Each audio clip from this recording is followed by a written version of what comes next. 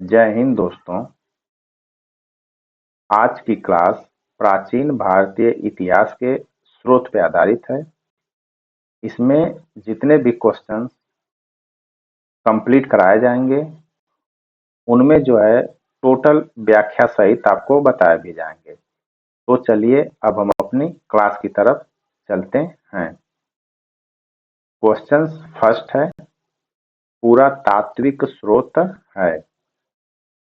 Answer है option B, सिक्के, अभिलेख, मूर्तियां, स्मारक एवं भवन और चित्रकला। ये इनके मुख्य स्रोत रहे हैं। दोस्तों आप अपना आंसर जो है कमेंट में कमेंट करके बताएं। व्याख्या इनका ये है, साहित्यिक ग्रंथ ये साहित्यिक स्रोत कहलाते हैं। साहित्यिक ग्रंथ जो होते हैं वो साहित्यिक स्रोत कहलाते हैं, पुरातात्विक स्रोत नहीं कहलाते हैं। सिक्के जो हैं, सिक्के, अभिलेख, मूर्ति, ये जो वास्तविक पुरातात्विक स्रोत हैं, क्या है, यही जो है आपके वास्तविक पुरातात्विक स्रोत माने जाते हैं, क्योंकि ये भौतिक प्रमाण होते हैं जो साक्षात हमें दिखते हैं। लोकगीत यह मौखिक परंपरा का हिस्सा है। लोकगीत क्या है, ये मौखिक परंपरा का क्या रहा, हिस्सा रहा। ये पुरातात्विक साक्ष्य नहीं है। पुराण क्या है, पुराण जो है यह साहित्यिक स्रोत है। पुराण जो है साहित्यिक स्रोत है, पुरातात्विक स्रोत नहीं है। नेक्स्ट क्वेश्चन है, भारत के इतिहास का सबसे पहला पुरातात्विक साक्ष्य कौन सा है? तो आंसर रहा ऑप्शन बी, सिंधु घाटी सभ्यता जो है सबसे पुराना साक्ष्य है। ये आपकी सिंधु घाटी की जो फिगर ड्रा दिखाया गया है। आइए आगे बढ़ते हैं। इसमें जो है वेद, ये साहित्यिक धार्मिक ग्रंथ। वेद क्या होते हैं, साहित्यिक और धार्मिक ग्रंथ होते हैं, पुरातात्विक ग्रंथ नहीं है। सिंधु घाटी सभ्यता क्या है, यह सबसे पहला भौतिक और पुरातात्विक साक्ष्य है जो मोहनजोदड़ो, हड़प्पा आदि जैसे इनके साक्ष्य मिले हैं। महाभारत क्या है, यह महाकाव्य साहित्य है, पुरातात्विक प्रमाण नहीं है। महाभारत क्या है, यह महाकाव्य साहित्य है। उसी तरह जैन क्या है, जैन जो है, जैन ग्रंथ है, ये भी एक साहित्यिक साक्ष्य है। जैन ग्रंथ से हम क्या पता करते हैं, साहित्यिक साक्ष्य। नेक्स्ट क्वेश्चन है, अभिलेख किसे कहते हैं? आंसर है ऑप्शन ए, पत्थर या धातुओं पर लिखी सामग्री को ही जो है हम अभिलेख कहते हैं। अब इसमें क्या है, पत्थरों या धातुओं पर लिखी गई सामग्री, यह जो है क्या है, जैसे में अशोक के शिलालेख, यही जो आपके हैं पुरातात्विक साक्ष्य माने जाते हैं। पत्तों पर लिखे ग्रंथ, जो पत्ते पे लिखा गया था ग्रंथ, उसे हम क्या मानते थे, उसको हम जो है साहित्यिक स्रोत में रखे हैं, ये अभिलेख स्रोत नहीं है। और हस्तलिखित पांडुलिपि, ये क्या है, यह भी एक साहित्यिक पांडुलिपि है जो उनके स्रोत में रखा गया है। और मौखिक परंपरा क्या है, मौखिक परंपरा जो है यह लोक परंपरा है, यह अभिलेख नहीं है, यह क्या है, लोक परंपरा है। अगला क्वेश्चन है, प्रयाग प्रशस्ति इलाहाबाद जो है, इलाहाबाद अब इलाहाबाद शिलालेख के नाम से जाना जाता है, इसकी उपलब्धियों का वर्णन करता है। मतलब यह शिलालेख जो है प्रयाग प्रशस्ति किसकी उपलब्धि का वर्णन करता है? तो आंसर है ऑप्शन बी, ये किसकी, समुद्रगुप्त के विजय, जब वो जीते थे तो उनके जो है उसका यह वर्णन करता है। इसमें क्या, अशोक जो थे, अशोक के शिलालेख धर्म प्रचार व दया नीति बताते हैं। अशोक के शिलालेख क्या बताते हैं, धर्म प्रचार और दया की नीति बताते हैं। समुद्रगुप्त क्या है, समुद्रगुप्त जो ये प्रयाग प्रशस्ति में, उसमें जो है समुद्रगुप्त की जो है विजय बताई गई है, यानी उनके वर्णन किया गया है, वो जब विजयी हुए थे तब। हर्षवर्धन का जो है, इनके बारे में, हर्षवर्धन के बारे में, ये जो वाणभट्ट की हर्षचरित मुख्य स्रोत है। अगर हर्षवर्धन के बारे में जानना है तो वाणभट्ट की जो है एक जो हर्षचरित की मुख्य स्रोत है।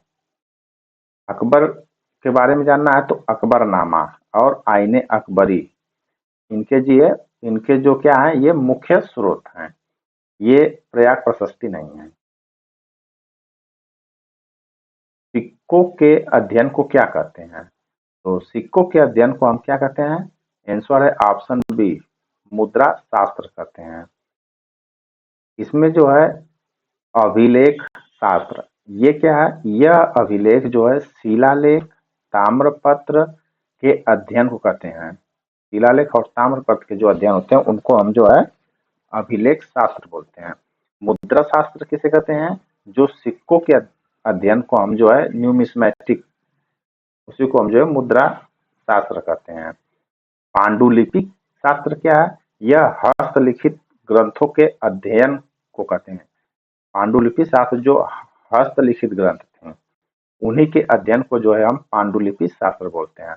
और शिल्प शास्त्र क्या है? शिल्प शास्त्र में जो है कला और मूर्ति से जो जुड़ा होता था उसी को हम शिल्प कला शास्त्र बोलते हैं। मौर्य काल की जानकारी के लिए प्रमुख पुरातात्विक स्रोत क्या हैं? तो आंसर रहा इसका ऑप्शन ए, अशोक के शिलालेख। अगर मौर्य काल के बारे में अच्छे से जानना है तो अशोक के जो पुरातात्विक स्रोत यानी जो शिलालेख हैं उनमें जो है मौर्य काल का वर्णन किया गया है। यहाँ पे अशोक के शिलालेख जिसमें मौर्य प्रशासन व नीति के स्रोत का वर्णन है, अशोक के ही शिलालेख में यह है। ऋग्वेद क्या है? ऋग्वेद यह एक वैदिक काल का साहित्य है। ऋग्वेद क्या है? वैदिक काल का साहित्य है। रामायण क्या है? रामायण एक धार्मिक ग्रंथ है। और जैन आगम क्या है? यह एक जैन साहित्य है।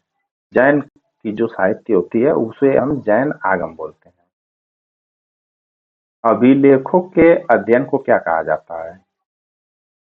तो अभिलेख के अध्ययन को हम क्या बोलते हैं? अभिलेख विज्ञान बोलते हैं। ऑप्शन बी इसका सही है।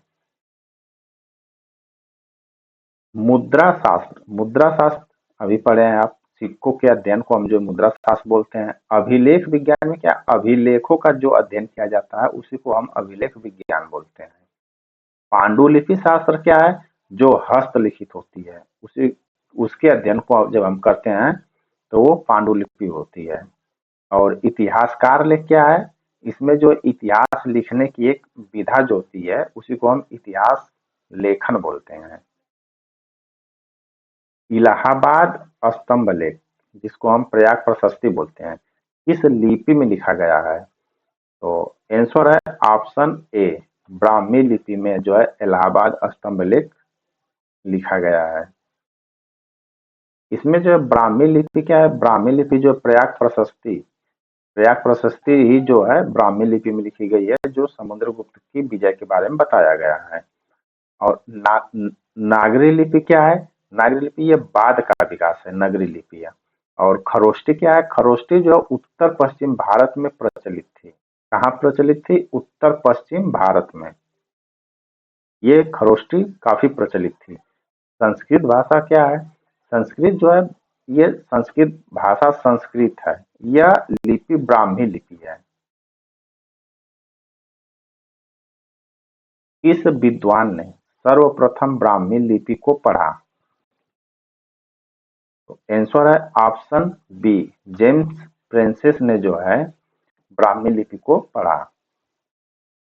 इसमें क्या? अलेक्जेंडर कनिंघम जो एएसआई के पहले महानिदेशक बने। तो जेम्स प्रिंसेस जो थे 1837 ईस्वी में, अब 1837 में जो है ब्राह्मी लिपि पढ़ी। आर.डी. बनर्जी ये क्या थे? सिंधु घाटी खोजने वाले पहले वैज्ञानिक थे, जो आर.डी. बनर्जी हैं। दयानंद सरस्वती क्या थे? दयानंद सरस्वती जो आर्य समाज के संस्थापक थे। गुप्त स्वर्ण मुद्राएं मुख्यतः इसकी जानकारी देता है। आंसर है ऑप्शन सी, उपरोक्त सभी की जानकारी देता है।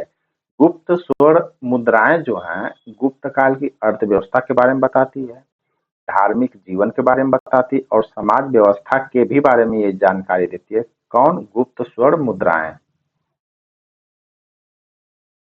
अर्थव्यवस्था, इसमें जो है अर्थव्यवस्था क्या है? अर्थव्यवस्था जो है स्वर्ण मुद्राएं समृद्ध दर्शाती हैं। स्वर्ण मुद्राएं क्या दर्शाती हैं? समृद्धि दर्शाती हैं। धार्मिक जीवन क्या है?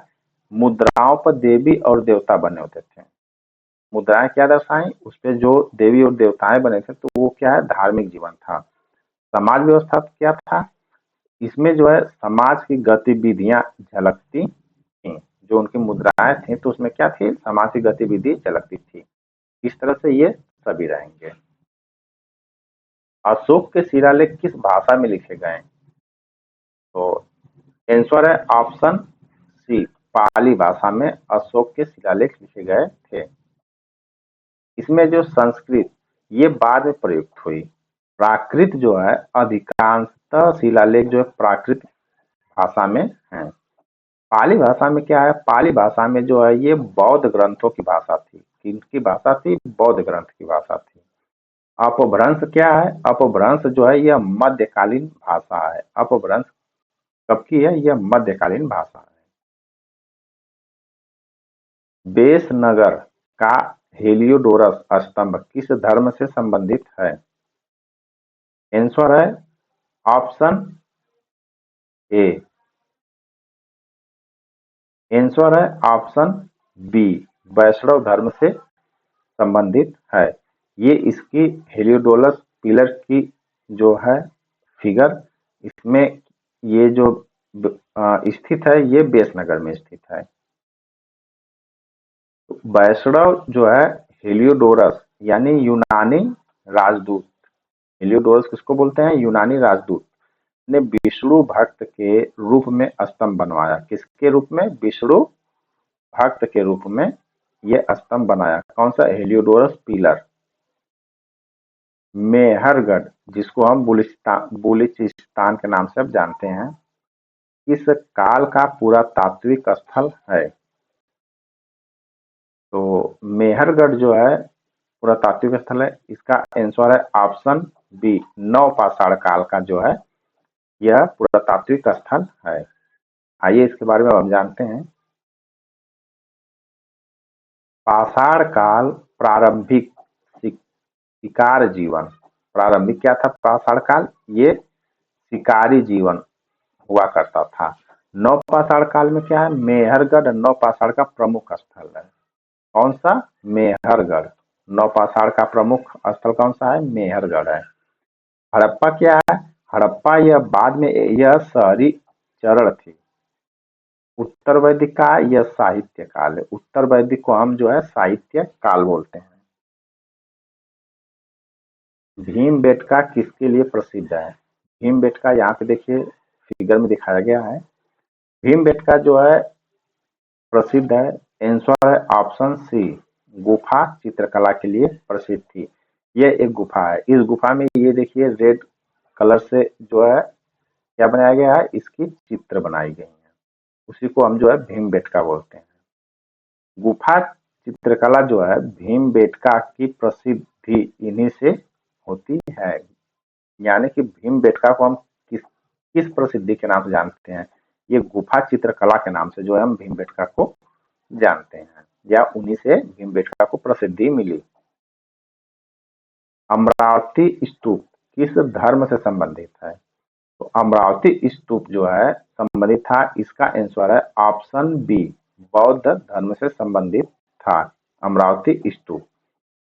ये रहा इसकी फोटो जो अशोक के शासनकाल में बनवाया गया था, अमरावती स्तूप।